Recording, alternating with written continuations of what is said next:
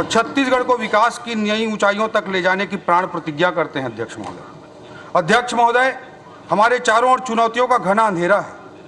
महिलाएं कानून व्यवस्था की बिगड़ी स्थिति का शिकार रहीं, युवा मन अविश्वास और आशंकाओं से ग्रसित रहा।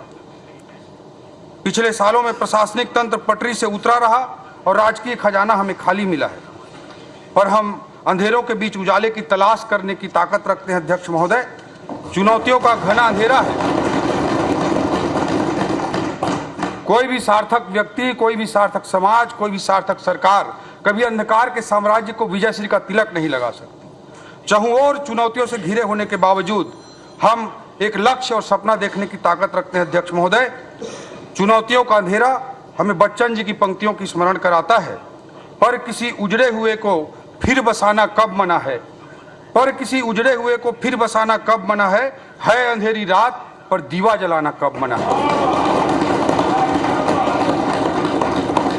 अध्यक्ष महोदय, यह हमारा सौभाग्य है, यह हमारी पीढ़ी का सौभाग्य है कि एक और हम लोग 500 सालों के संघर्ष के बाद श्री राम लला के प्राण प्रतिष्ठा अयोध्या धाम में होते हुए देख पा रहे हैं, और हमारी पीढ़ी का यह भी सौभाग्य है कि अमृत काल में भारत को दुनिया का सुपर पावर बनाने के लिए माननीय प्रधानमंत्री जी के नेतृत्व में किए जा रहे क्रांतिकारी कार्यों को भी हमारी पीढ़ी देख रही है और उसमें सहभागिता भी निभा रही है। माननीय प्रधानमंत्री श्री नरेंद्र मोदी जी की अथक ऊर्जा आज हमारे लिए प्रेरणा का स्रोत बन रही है, तो सहज सरल मुख्यमंत्री श्री विष्णुदेव साय जी का कुशल नेतृत्व हमारी ताकत बनकर हमारे साथ है। अध्यक्ष महोदय, आज देश अमृत काल में नई ऊर्जा और नए विश्वास के साथ आगे बढ़ रहा है। पूरी दुनिया आज भारत की ओर निहार रही है। विकसित भारत का सुस्पष्ट लक्ष्य सबके सामने है, लेकिन दुर्भाग्य के साथ कहना पड़ता है कि छत्तीसगढ़ के विकास को ग्रहण लग गया था। भ्रष्ट और स्वार्थपरक ताकतों ने छत्तीसगढ़ को दबोच कर रखा था। चिंता होती थी कि भारत की इस विकास यात्रा में हमारे छत्तीसगढ़ का क्या होगा, लेकिन लोकतंत्र की ताकत ने इन नकारात्मक शक्तियों को पराजित कर दिया। अध्यक्ष महोदय, पराजित कर दिया। अध्यक्ष महोदय, छत्तीसगढ़ की जनता की उंगलियों पर लगी स्याही ने छत्तीसगढ़ की विकास यात्रा के नए रास्ते खोल दिए हैं। विकास यात्रा का कृष्ण पक्ष समाप्त हो चुका है अध्यक्ष महोदय, शुक्ल पक्ष प्रारंभ हो चुका है। विष्णुदेव साय जी के नेतृत्व में सुशासन का सूर्योदय हो चुका है अध्यक्ष महोदय। अध्यक्ष महोदय, किसी सरकार के बजट को महज उसके आय व्यय के लेखा जोखा के रूप में नहीं पढ़ा जाना चाहिए, बल्कि वह किसी सरकार के भविष्य का विजन होता है, एक दस्तावेज होता है जो दशा और दिशा को निर्धारित करता है। उस विजन डॉक्यूमेंट के रूप में उसे पढ़ा जाना चाहिए अध्यक्ष महोदय। छत्तीसगढ़ की विकास यात्रा की इस मोड़ पर सवाल उठता है कि हम छत्तीसगढ़ को आगे कहां लेकर जाना चाहते हैं, हमारी कमजोरियां क्या हैं, हमारी ताकतें क्या हैं। शॉर्ट मैनेजमेंट में एक एनालिसिस होता है अध्यक्ष महोदय, short analysis, strength, weaknesses, opportunities and threats.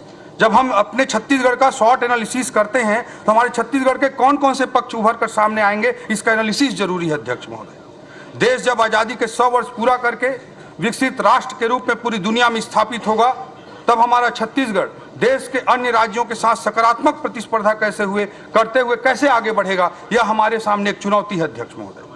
इसके लिए एक स्पष्ट सपना, एक स्पष्ट लक्ष्य जरूरी है, उस लक्ष्य तक पहुंचने की रणनीति जरूरी है, एक रोडमैप जरूरी है अध्यक्ष महोदय। इसलिए हमने तय किया है कि छत्तीसगढ़ 2047 तक कैसे एक विकासशील राज्य से विकसित राज्य बनेगा, इसका दृष्टिपत्र, एक विजन डॉक्यूमेंट हम तैयार करेंगे, और इस दृष्टिपत्र का नाम होगा अमृतकाल छत्तीसगढ़ विजन 2047।